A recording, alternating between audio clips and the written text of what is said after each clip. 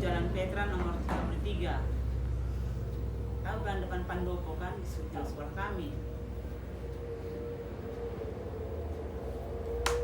Permasalahannya yo. Udah. Apa permasalahan kalian? Apa mau kalian tanya, Bibi? Ini Bi, apa saja kendala yang mengajarkan pembelajaran PKN di sekolah di SD ini gitu Bi? Kalau kendalanya sebenarnya nggak ada nakku. Hanya selama COVID ini, COVID kan 2 tahun. Nah, Bibi itu kelas 3. Jadi selama 2 tahun itu orang itu daring selama 2 tahun. Kelas 1 dan kelas 2 kan daring mereka itu.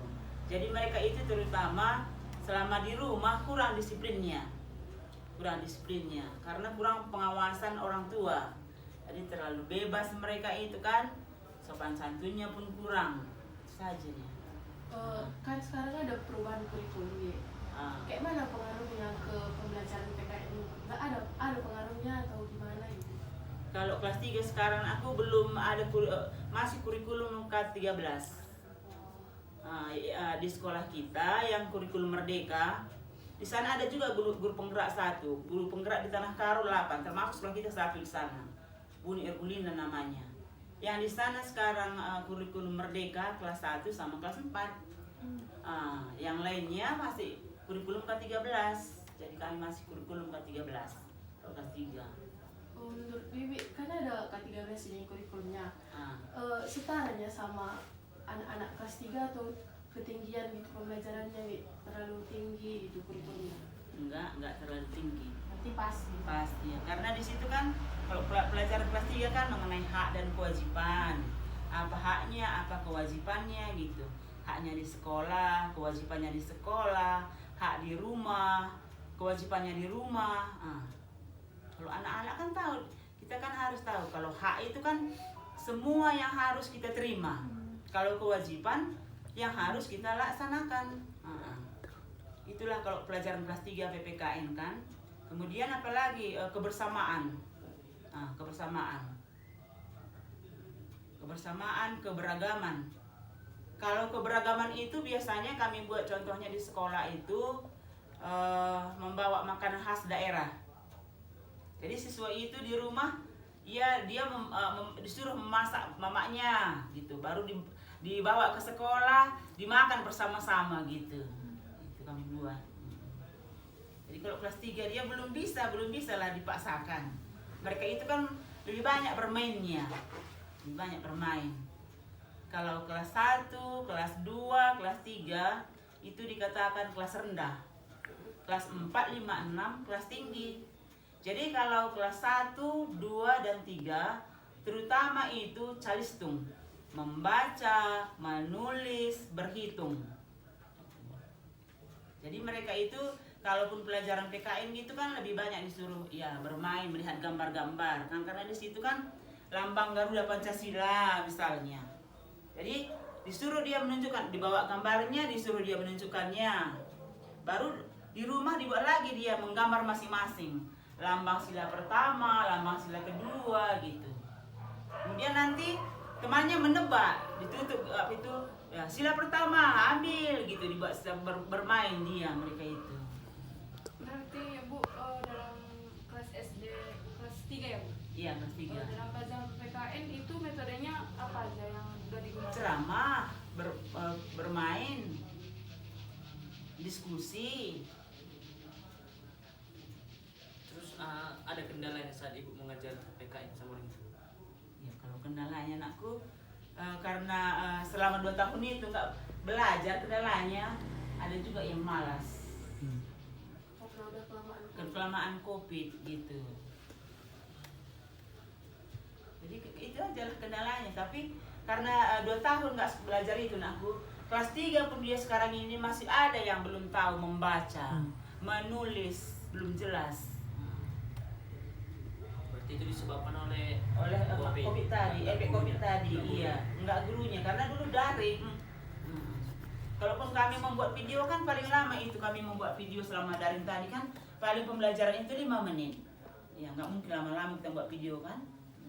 Terus solusinya gimana Bu? ketertinggalan permasalahan COVID tadi kami bilang. Iya. Menurut ibu kayak mana dibikin gitu solusinya? Solusinya Bibi buat sekarang disuruh orang tua les membaca dan menulis. Les membaca dan menulis. Kalau di sekolah Bibi suruh selalu misalnya menghafal kali-kali 3. Suruh satu-satu menghafal, 5 orang suruh menghafal. Disuruh dia menghafal. Menghafal. Setiap hari Bibi buat itu membaca ada, giliran membaca. Sekarang ada pertanyaan kena ya.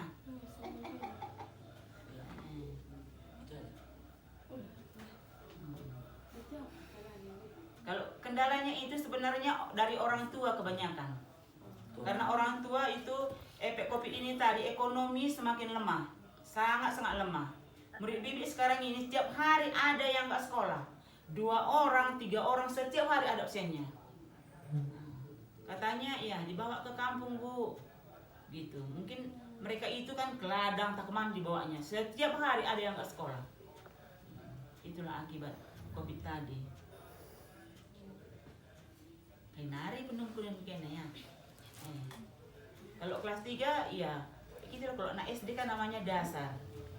Jadi sebenarnya pembelajaran itu yang utama dari orang tua. Guru PKN-nya, guru agamanya, matematikanya sebenarnya dari rumah. Siapa yang pertama mengajari membaca? Pasti ibu kita kan? Iya. Siapa yang mengajari pertama berhitung? Pasti orang tua di rumah. Jadi yang pertama guru adalah orang tua. Guru agamanya adalah orang tua.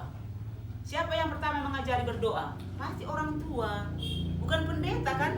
Bukan guru agama sekolah. Siapa yang pertama mengajari berhitung? Pasti orang tua kita. Mama, bapak. 1, 2. Pasti orang tua kan? Itu. Ya, apalagi pertanyaan kalian, yuk.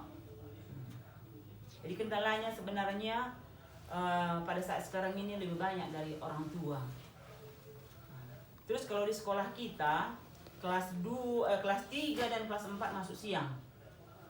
Jadi kendala di sana di halaman sekolah, kalau sekolah kita sebelum pulang yang kelas 1 itu lapangan selalu ramai. Itu sebenarnya kendala sama kami. Kenapa nggak kendala? Kami di sana ada 3 versi masuk ke sekolah kita. Kalau di Tanah Karo ini cuma SD 4 dia ada masuk siangnya. Karena muridnya banyak. Kalau pertama dulu Bibi ke sana hampir 500 muridnya. Makanya orang dari kampung-kampung bingung dia. Gimana kan mengajarnya ini? Itu dulu. Karena sekarang ini udah dibatasi kan 28 satu kelas.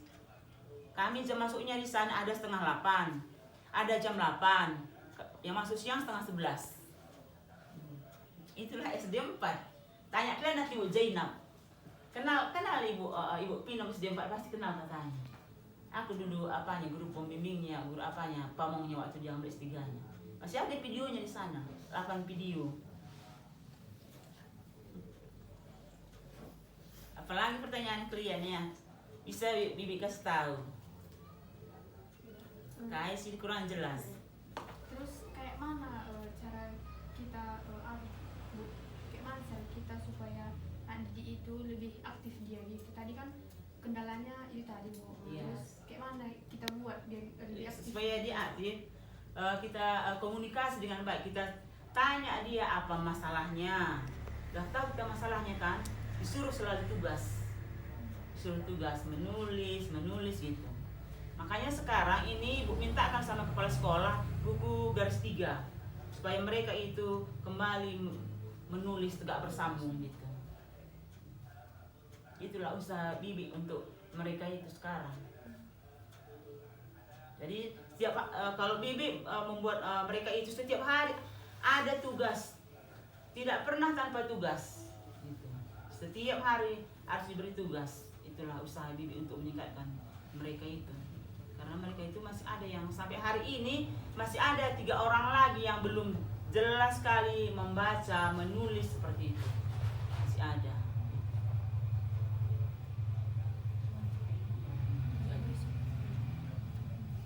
Jadi keberagaman tadi iya gitulah kami buat di sana. Ya.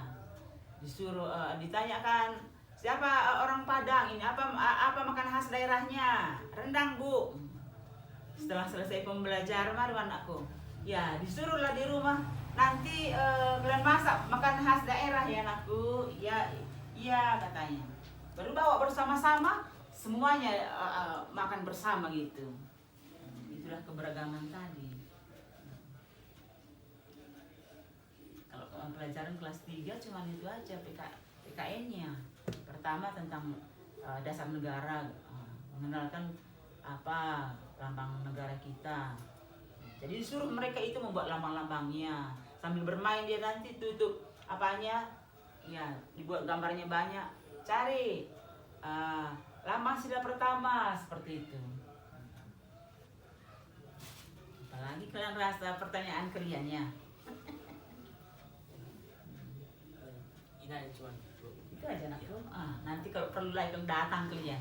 Sekolah pun bisa datang. Baik kepala sekolah kita, kepala sekolah kita, ketua K3S Kabupaten Karo.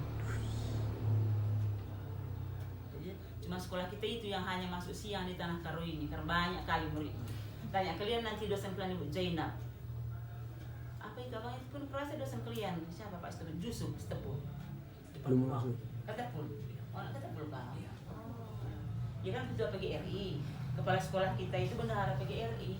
Jadi sering abang itu kami rimpahkan sama Pak Jusuf itu. Ada dokter kenal kemarin di kampus bapak itu. Oh Pak Jusuf. Berarti kenal sama Ibu Buni ya? Bunyi Tepuh. Mama Cantika. Mak Cantika. Iya, baru dapat dia P3K. Dia lah cuma guru penggerak salah satu di Tanah Karo ini.